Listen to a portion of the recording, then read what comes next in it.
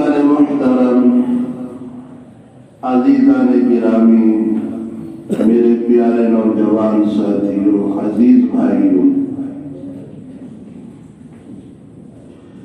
اللہ تبارک و تعالی نے اس روئے زمین سے لے کر آسمانوں تک 18,000 مخلوقات پیدا کی ہیں۔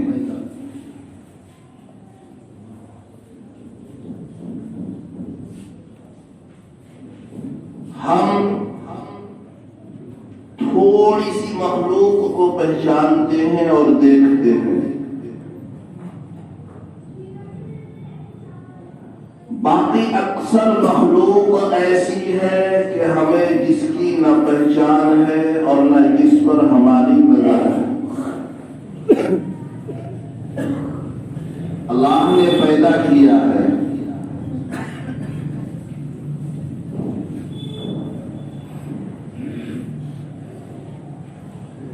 اس میں خصوصاً 3 طرح کی مخلوق ایسی ہے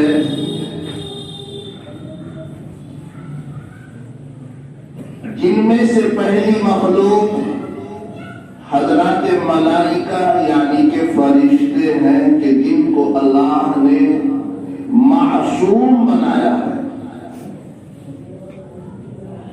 جن کی طرف سے گناہ کا ہونا تو بہت بڑی بات ہے، گناہ کا سوچ بھی نہیں سکتے،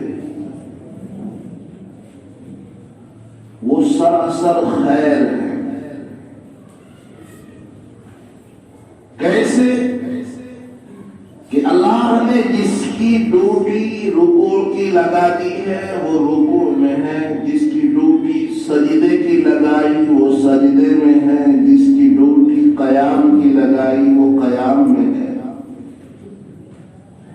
اللہ تبارک و تعالی نے حضرات ملائکہ یعنی فرشتوں کو گناہوں کے سوچنے سے بھی بالا کر رکھا ہے، اسی لیے ان کو معصوم کہا جاتا ہے۔ اور ایک دوسری قوم شیطان ہے جو سراسر شر ہے کہ جہاں نیکی کی سوچی بھی نہیں جاتی وہاں تو گناہ ہی گناہ ہوتے ہیں۔ اور ایک تیسری قوم انسان ہے جہاں خیر بھی ہے شر بھی ہے، اچھا بول بھی اس کے پاس ہے، برا بول بھی اس کے پاس ہے، دل کو توڑ بھی لیتا ہے، دل کو جوڑ بھی لیتا ہے، دونوں کام کر لیتا ہے، اچھائی بھی کر لیتا ہے، برائی بھی کر لیتا ہے، رب کو راضی بھی کر لیتا ہے، رب کو ناراض بھی کر لیتا ہے۔ یہ انسان کی خوبی ہے کہ نہیں ہے؟ ہم سب اسی میں ہے۔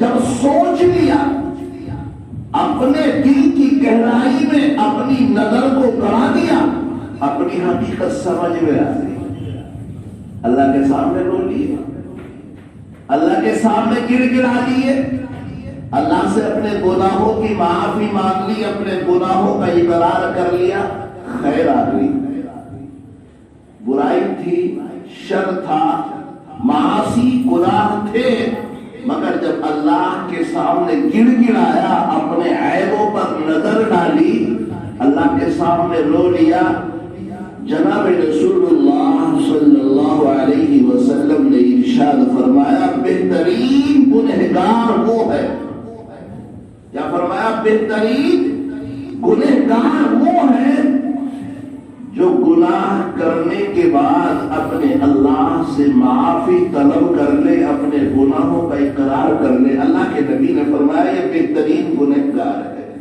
اور آگے فرمایا اللہ کے نبی صلی اللہ علیہ وسلم نے یہ ایسا گنہگار ہے جیسا کہ اس نے گناہ کیا ہی نہیں، اور گناہوں پر ڈٹتا جا رہا ہے، گناہوں پر جمتا چلا جا رہا ہے، برابر گناہ کرتا چلا جا رہا۔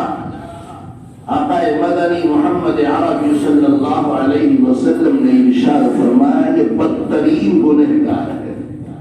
کیوں؟ گناہوں کی توفیق، گناہوں سے توبہ کی توفیق نہیں ہے.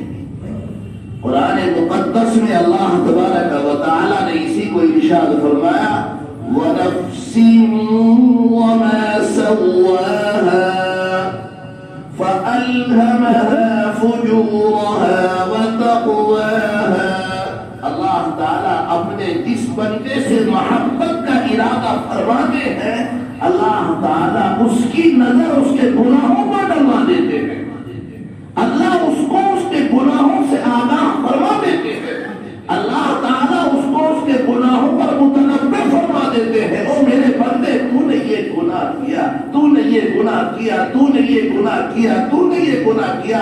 وہ اپنے آپ کو ایک سوچنے پر مجبور ہو جاتا ہے میں نے اللہ کا یہ حکم توڑا، میں نے اللہ کی یہ نافرمانی کی ہے، میں نے یہ گناہ کیا ہے، مجھے ایسا نہیں کرنا چاہیے تھا. اور جب وہ اپنے گناہوں پر توبہ کرنے لگتا ہے، جب اپنے گناہوں پر نظر ڈالتا ہے تو پھر اللہ اسے توبہ کی بھی توفیق دے دیتا ہے. بولو حقیقت ہے. اور جب گناہوں پر نظر ہی نہیں جاتی تو توبہ کی توفیق کہاں سے ہوگی؟ ہو نہیں سکتی. بھائی کوئی آدمی معافی کب مانگے گا؟ جب اپنے گناہ کا اقرار کرے گا. اور جب گناہ کا اقرار ہی نہیں کرتا تو معافی کہاں سے مانگے گا؟ تو اللہ تبارک و تعالی نے فرمایا کہ جب اللہ کسی سے محبت کا ارادہ فرماتے ہیں تو اللہ اس کو اس کے گناہوں پر متنبع فرما دیتے ہیں. متنبع فرمانے کا مطلب کیا؟ احساس، سوچ، فکر. اللہ اس کو یہ توفیق دے دیتا ہے. اور جب وہ غور کرنے لگتا ہے، مثال کے طور پر صبح سے شام تک گھومتا رہا مارکیٹ میں، کاروبار میں، ادھر ادھر دوستوں میں، فنکشنوں میں، رات کو لیٹا، آنکھیں بند کی، سوچا میں نے اللہ کی کتنی نافرمانی کی، میں نے تو یہ بھی گناہ کیا، میں نے تو یہ بھی گناہ کیا، میں نے تو اس کو بھی ستایا، میں نے اس کو بھی برا کہا، میں نے اس کا بھی دل توڑ دیا، میں نے نماز بھی چھوڑ دی، میں نے یہ کام بھی چھوڑ دیا. بولو جب یہ سوچے گا تو یہ کیا ہو رہا؟ یہ اللہ کی محبت کے قریب جا رہا ہے. نہیں سمجھے؟ یہ اللہ کی محبت کے قریب جا رہا ہے. اور جب یہ اللہ کی محبت کے قریب ہو جائے گا تو پھر اللہ کہے گا اب اس کی صفائی کر، اب اس کی صفائی کر. اب یہ صفائی کرنے پر آ گیا کیا؟ کل جو گناہ کیے تھے اگلے دن وہ گناہ نہیں کرے گا. تو یہ خاصہ ہے، خاصیت ہے. حضرت وہاب بن منبع ایک بہت بڑے بزرگ گزرے ہیں جو پہلے عیسائی تھے. پہلے عیسائی تھے، کلمہ پڑھ لیا، ایمان لے آئے. انہوں نے ایک واقعہ لکھا ہے. حضرت موسیٰ علیہ السلام کے زمانے میں ایک بڑا شخص، ایک بڑا گنہگار شخص تھا. توجہ سے سنے بات کو ذرا. بڑا گنہگار، اتنا بڑا گنہگار، اتنا بڑا گنہگار، ہر قسم کا گناہ بڑی سہولت سے کر لیا کرتا تھا. شہر کے لوگ اس سے عاجز آ گئے اور سب نے مل کر یہ طے کیا کہ اب اگر اس نے ایسا گندا ناپاک گناہ کیا تو اسے مار کر کے شہر سے باہر نکال دیں گے، اسے مہلت دے دیں. چنانچہ تھوڑا وقت گزرا، اس نے پھر وہی گندا گھناؤنی گناہ کر لیا. شہر والوں نے متفق ہو کر، جمع ہو کر اس کو مارا، پیٹا اور اس کو ذلیل کرنے کے بعد شہر سے باہر نکال دیا. پہلے زمانے کا یہ دستور تھا، عربی زبان میں کہا جاتا سور البلد، یعنی کہ شہر کے چاروں طرف ایک دیوار ہوتی تھی، چاروں طرف اس کو شہر کی دیوار، چہار دیواری بولا جاتا تھا. تو ایسے ہی شہر کے چاروں طرف دیوار تھی، جدھر شہر کے نکلنے کا پھاٹک تھا وہاں اس کو باہر لے جا کر کے ڈال دیا. نہ کوئی چھت ہے، نہ کھانا ہے، نہ پانی ہے، نہ رشتے دار ہے، نہ ماں ہے، نہ بیوی ہے، نہ بھیا ہے، نہ باپ ہے، کوئی نہیں. تنہا اس کو شہر کے دروازے سے باہر نکال کر کے ڈال دیا. سردی کا موسم تھا، 2-4 پیڑ تھے، ان کے نیچے وہ پڑ گیا. اب ذرا غور کرو، یہ سردی کا موسم ہے جب آدمی بغیر لحاف اور بغیر چھت اور بغیر کھانے کے ہوگا تو اس کا کیا حال بنے گا؟ اب آپ اندازہ لگائیے اس کا پھر کیا حال بنا ہوگا۔ بیمار ہو گیا، تنہا ہو گیا، دوا نہیں، اور جب بیماری کے بعد دوا نہیں تو مرض بڑھے گا یا گھٹے گا؟ بڑھنا، مرض بڑھتا گیا، اتنا مرض بڑھا کہ وہ موت کے قریب پہنچ گیا۔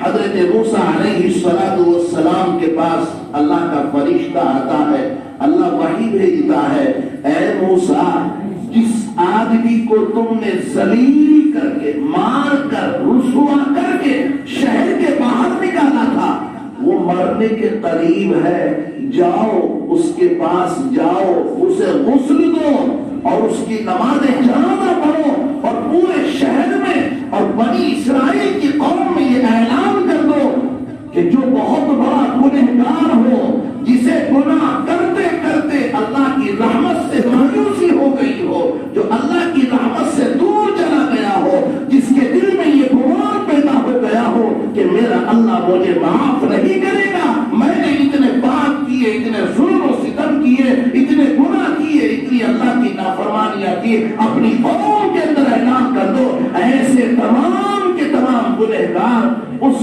فاسق اور فاجر جس کو تم نے ذلیل کر کے نکالا تھا، اس کی نماز جنازہ پڑھو تو ساری زندگی کے گناہ اللہ معاف کروا دے گا۔ سب نے اس کو ذلیل کیا، سب نے اس کو مارا، سب نے اس کو رسوا کیا، سب نے اس کو خاندان سے، شہر سے، پریوار سے، اپنوں سے، غیروں سے دور کر ڈالا اور پیڑوں کے نیچے لے جا ڈالا۔ سردی کے موسم میں بیمار ہو گیا، مرنے کے قریب ہو گیا، مر بھی گیا۔ حضرت موسیٰ کے پاس اللہ کی وحی آتی ہے، جاؤ، کس کے اوپر وحی آ رہی ہے؟ اپنے نبی کے پاس وحی آ رہی ہے، رسول کے پاس وحی آ رہی ہے، جاؤ اس کو غسل دو۔ کس کو حکم ہو رہا ہے؟ حضرت موسیٰ کو حکم ہو رہا، اس کو غسل دو، اس کی نماز جنازہ پڑھو، اور یہ فرمایا کہ میرے ولیوں میں سے ایک ولی کا انتقال ہوا ہے۔ کیا فرمایا؟ میرے ولیوں میں سے، اللہ فرما رہا ہے میرے ولیوں میں سے ہے موسیٰ، ایک ولی کا انتقال ہو گیا ہے، جاؤ اس کی نماز جنازہ پڑھو اور سارے گنہگاروں میں اعلان کر دو جو آج اس کی نماز جنازہ پڑھے گا ساری زندگی کے گناہ میں اس کے معاف کر دوں گا۔ لوگ آئے، امن گئے، شہر سے باہر نکل کر کے آئے، ہجوم ہو گیا، سارے کے سارے لوگوں نے دیکھا اور کہا، اے موسیٰ، اے ہمارے نبی، اے اللہ کے نبی، یہ تو وہ شخص ہے جس کو ہم نے ذلیل کیا، جس کو ہم نے مارا، جس کے گناہوں کی گھناؤنی حرکتوں کی وجہ سے ہم نے شہر سے باہر نکال ڈالا۔